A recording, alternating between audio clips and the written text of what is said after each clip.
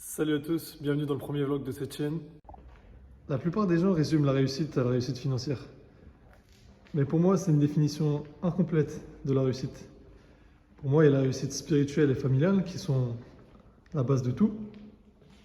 Et ensuite vient la réussite financière. Mais pourquoi on parle autant de la réussite financière? C'est ce qu'on va voir dans cette vidéo. Tout de suite. Je vais d'abord sortir du parking. Hop.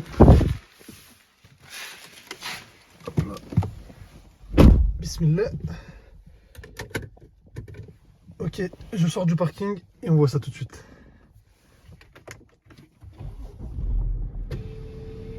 Ce que j'ai remarqué chez les gens qui réussissent, c'est qu'ils n'ont pas de secret.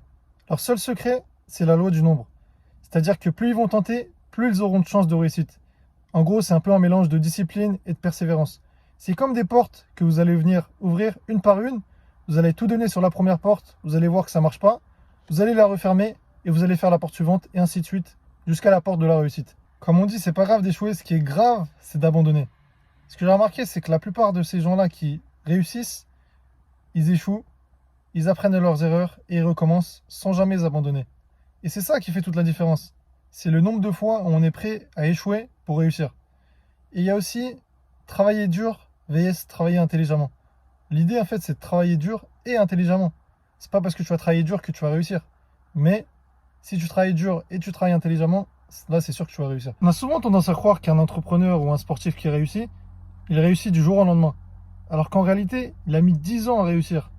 Il a échoué, il est revenu, il a échoué, il est revenu, il a échoué, jusqu'à réussir. Il y a aussi une phrase qu'on sous-estime trop, c'est l'avenir appartient à ceux qui se lèvent tôt. Quand tu te lèves tôt ou quand tu te lèves tard, ta journée, elle n'a rien à voir.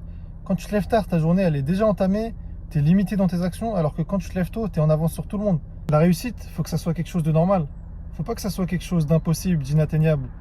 Si les autres l'ont fait, toi aussi tu peux le faire. C'est aussi simple que ça. Ça passe par la visualisation. Il faut que tu imagines ton succès comme si tu l'avais déjà vécu.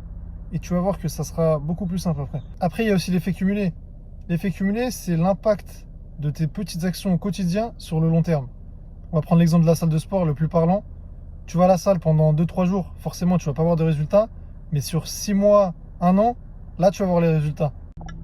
Voilà les gars, je vous remercie d'avoir regardé la vidéo. Je vous avais vendu un vlog, c'était tout sauf un vlog. Parce que voilà, j'étais dans la rue, les gens me regardaient un petit peu. J'ai pas l'habitude de ça, mais comme on dit, il faut sortir de sa zone de confort. Dites-moi en commentaire votre définition de la réussite. Et n'oubliez pas de vous abonner et de liker la vidéo. Et moi je vous dis à très vite pour une prochaine vidéo. Salut!